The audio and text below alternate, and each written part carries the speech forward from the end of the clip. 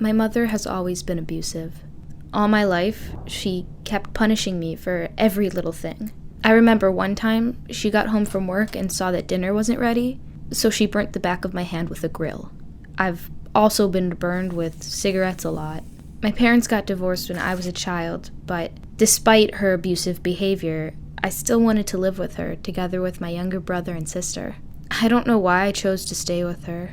Maybe I still believed that she would change one day, but it only got worse. Even though my mom kept abusing me, she never wanted me to leave her. Somehow, I managed to go to college, but my younger sister and brother stayed with her. They were unhappy there. I knew it would be better for them to live with our father and stepmom, since they always cared about us. So I decided to help them get full custody. My mom, of course, didn't know that.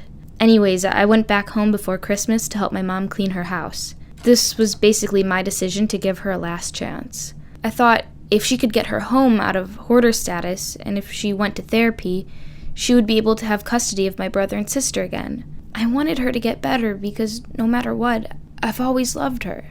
But, well, on Christmas Day, I was planning to take a bus to my father's home. My bags were packed, and I was waiting in the living room to say goodbye to my mom. I needed to wait a bit since she was on the phone with her lawyer talking about the custody of her younger kids, so I called my dad to ask him something. I was on the phone with him when something terrible happened. I remember my mother walking into the living room from the kitchen. She had a gun in her hand. Her eyes were dead, as they normally were whenever she was abusing me. She asked me how did I get the balls to be in her home when I was helping my dad take her kids away.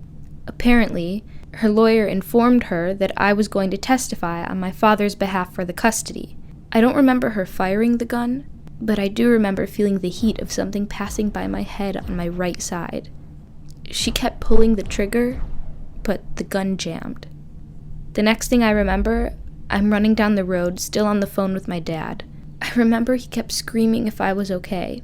When I was 3 blocks away from my mom's house, I called a cab that took me to the bus station. My dad kept calling me to make sure I was alive. When I got to the bus station, I still didn't feel safe. I just kept watching the entrance of the station since I was afraid my mom will find me there. But I finally got into the bus after 2 hours of waiting and reached my father's home.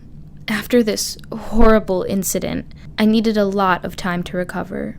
But as weird as it sounds, I didn't call the cops because I didn't want my mom to get in trouble. I haven't talked to her ever since, and we eventually got my brother and sister into my father's full custody.